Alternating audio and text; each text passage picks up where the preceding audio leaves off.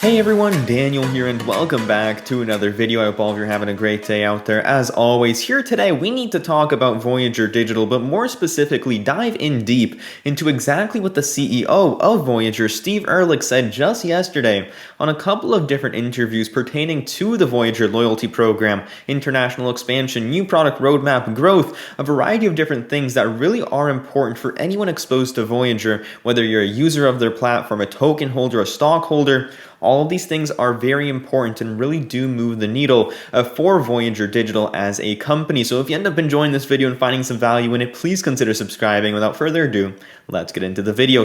Now, first and foremost, the VGX token. This is Voyager Digital's native rewards token and will be the backbone of the coming Voyager loyalty program, which will bring a lot of utility to the VGX token. And a lot of us are waiting for this Voyager loyalty program to emerge at some point over the coming months. We did get an update to this, but first and foremost, when we talk about the Voyager loyalty program, it will involve the VGX token using a tier-based system completely based off of ownership in VGX. But the Voyager loyalty program, the one main bottleneck that is stopping the Voyager loyalty program from emerging today is the VGX token swap, which is essentially a token merger. You have two cryptocurrencies, one the VGX token, two the LGO token. These two are going to come together and create VGX 2.0, which once completed, that's going to be used as the basis of the Voyager loyalty program. Now, this token swap between the LGO token and the VGX token, we have been waiting for this for quite some time, and yesterday Steve said that they are extremely close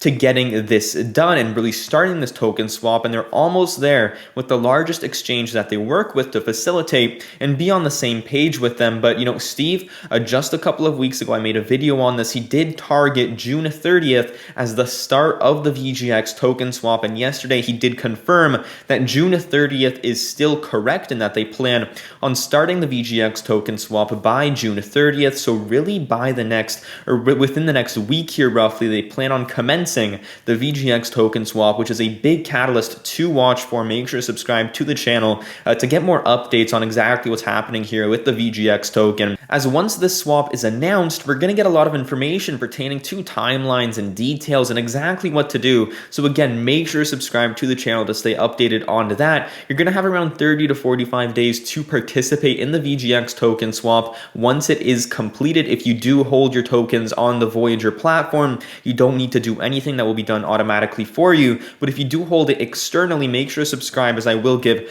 an in-depth walkthrough as to exactly what to do once we do get more information. But 30 to 45 days after the commencement of the VGX token swap, the Voyager loyalty program will start. Pretty much right after this token swap is completed, we're going to get the Voyager loyalty program, and Steve did target September 1st as the potential launch of the Voyager loyalty program. Obviously a big catalyst to watch, which will really bring utility to the VGX token and really change up the Voyager platform as a whole and really build it around VGX. As Steve has said before, everything that Voyager plans on doing moving forwards here has some form of VGX component really tied with it. If you watched my video just a couple of days ago, in my opinion, there is a big parallel between the VGX token and the Voyager loyalty program and everything that Voyager is trying to do here with the VGX token and Amazon Prime, as both really do help build a customer base and really build commitment within your customer base. So again, we'll see what happens here moving forwards.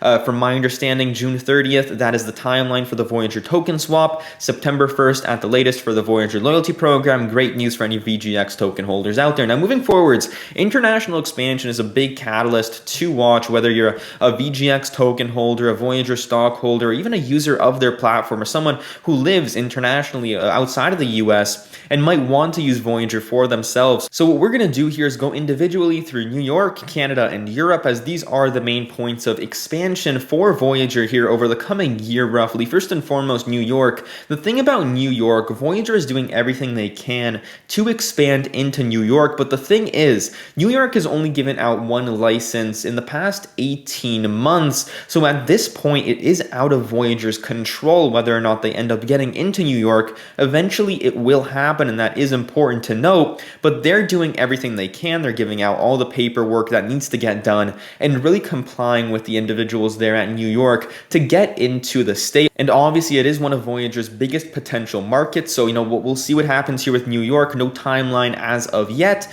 but it really is out of their control at this point. Now, talking about Canada again, this is another big potential market for Voyager. Steve said that they feel very close in terms of getting into Canada. It's very similar to New York, not in the sense that they're not giving out as many licenses, but they're complying, giving all the documents they need. And again, it really is up to Canada and the Ontario Security Commission to get Voyager into Canada. It will happen at some point, in my opinion, hopefully by the end of this year. Although Steve didn't give an official timeline when it comes to Canada, they are hopeful that they will get into that market soon. So Europe, this is obviously probably one of the biggest markets when it comes to Voyager's potential expansion. When it comes to Europe, it really is more of a matter of scaling and being able to properly really handle all of the potential demand that is within Europe. As the thing with Voyager, their problem isn't growth and expanding their customer base. Their problem right now is scaling and really getting their platform to a high enough level to allow for, millions of new users. And when it comes to Europe, they have figured out a majority of the regulatory things over there. So again, a matter of scaling, and hopefully by the end of this year, that is what Steve said. And it wouldn't surprise me whatsoever for Steve to potentially want to launch the Voyager loyalty program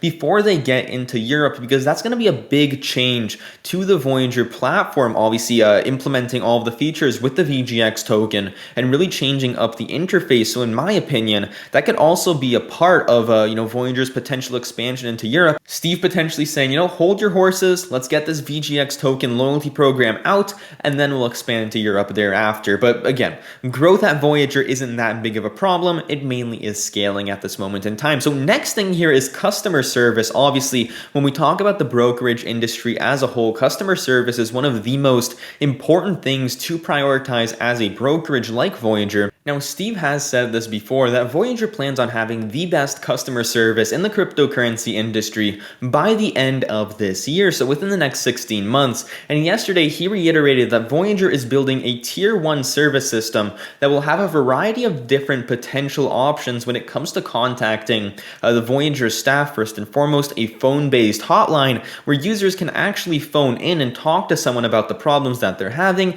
Also a live chat where you can talk to someone live, not through email, and also bots on top of that. So a variety of different ways to contact Voyager staff and Voyager customer service team right on the spot, essentially, with a lot of cryptocurrency exchanges and potentially like the Robinhoods and the Coinbases of the world. You have to actually send an email and you have to wait a couple of days to really get a response back. So having a phone-based hotline and a live chat will really be beneficial for a lot of Voyager users out there, and will help Voyager really potentially compete with a lot of the legacy exchanges. And I'm going to use stock exchanges or stock brokerages as an example, the Fidelities, the Charles Schwabs, the TD Ameritrades. One of the biggest reasons as to why people are staying at those cryptocurrency brokerages and aren't moving to the Robinhoods or the Webull is the customer service. The fact that you can actually call up someone at Fidelity and say, all right, I'm having this problem. How do I fix this? Not a situation with Robinhood where you actually have to send an email and you may or may not get a response back. It actually is pretty bad. So,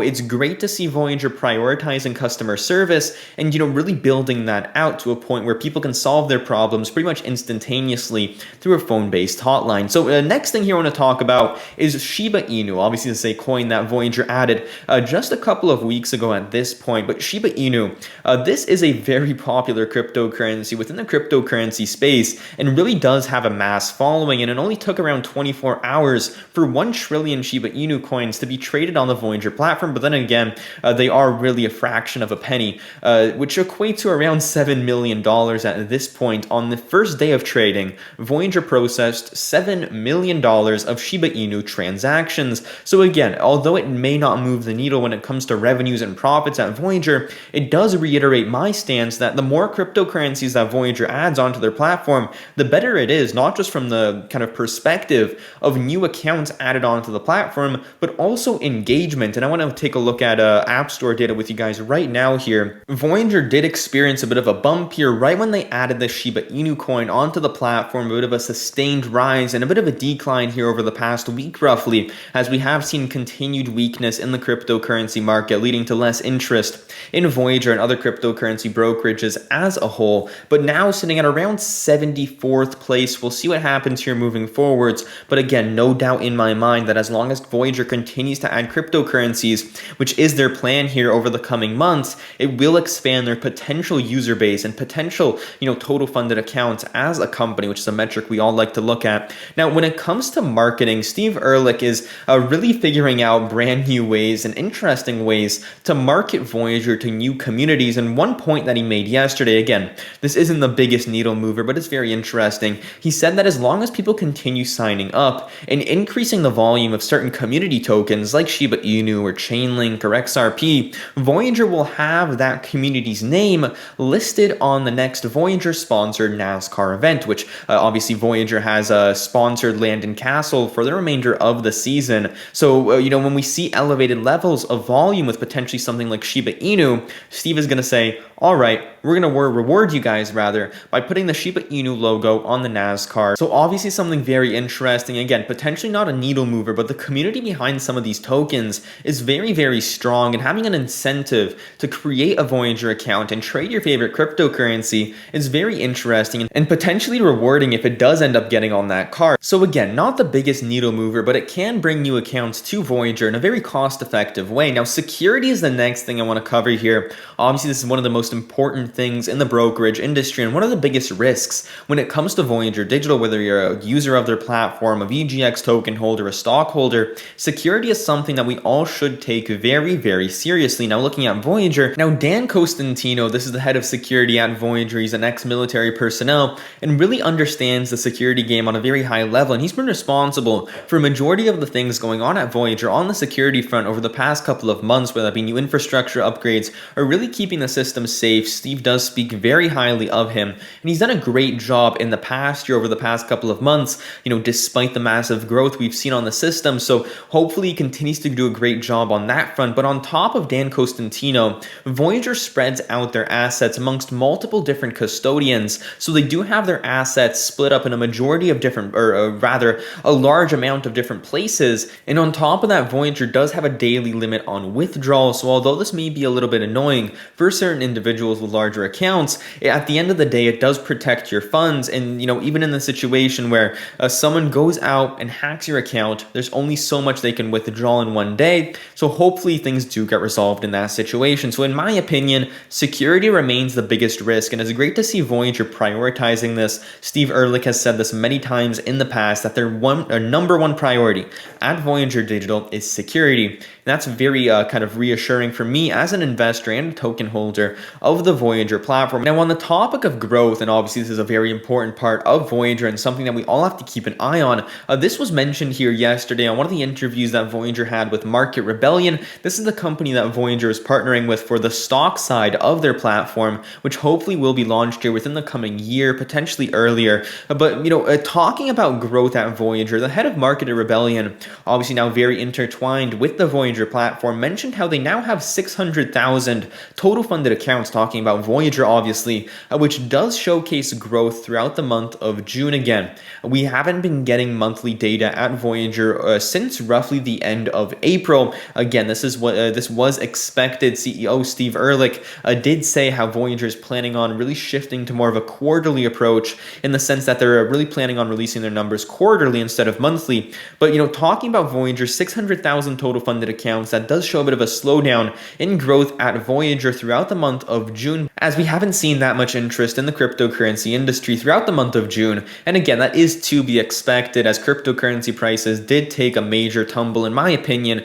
If we do end up recovering in the back half of the year, the explosive growth that we saw throughout February, March, April, May will come back with time. You do have to keep in mind that the problem for Voyager is not growth, at least at this moment in time. If they want to go ahead and grow, they can expand on their marketing campaign or expand internationally into Europe, which will obviously reignite that massive user growth that we saw throughout February, March, April. But the thing they're focusing in on now is improving customer experience and scaling their systems to allow for more users. Now, this slowdown in growth that we saw in June, in my opinion, isn't a problem. Let me know what you think in the comment section down below. Now, moving on to this partnership with Voyager Digital and Market Rebellion, the two are obviously coming together and creating the stock trading side of Voyager's business, where you can trade not only digital assets, but also stocks, options, and futures as well. Now, the two are coming together. Market Rebellion, a lot of experience within the stock trading space, hopefully going to make this very, very seamless. And also Voyager CEO Steve Ehrlich, a lot of experience in the brokerage and exchange industry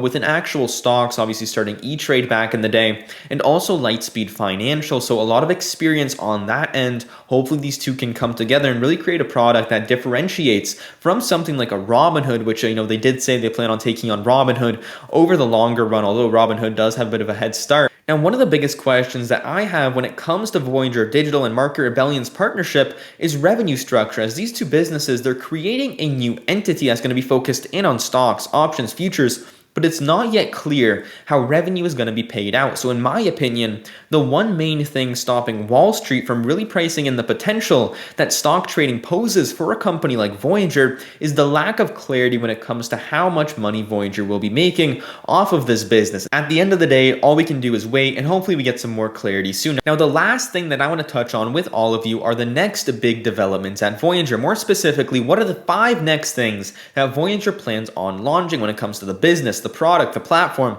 First and foremost, the Voyager debit card, being able to take cryptocurrencies that you hold within your Voyager account and being able to spend them at actual stores. Then the Voyager desktop app, being able to use Voyager not just on your phone, but on your computer as well. Then international expansion into Europe, Canada, New York, etc. The Voyager loyalty program, we know potentially by September 1st, the rough outline for that. And the last thing he touched on is send to a friend. And this is something that he's never really talked about in the past. He said it's their version of Venmo, in my opinion, could be potentially something like a Cash App where you can very seamlessly send cryptocurrencies to different friends who have Voyager accounts. So a lot of great things going on at Voyager here when it comes to new products, expansion, growth, etc. I'm a happy shareholder. I'm a happy token holder. Let me know what you think in the comment section down below, and I'll see you all in the next one. Bye.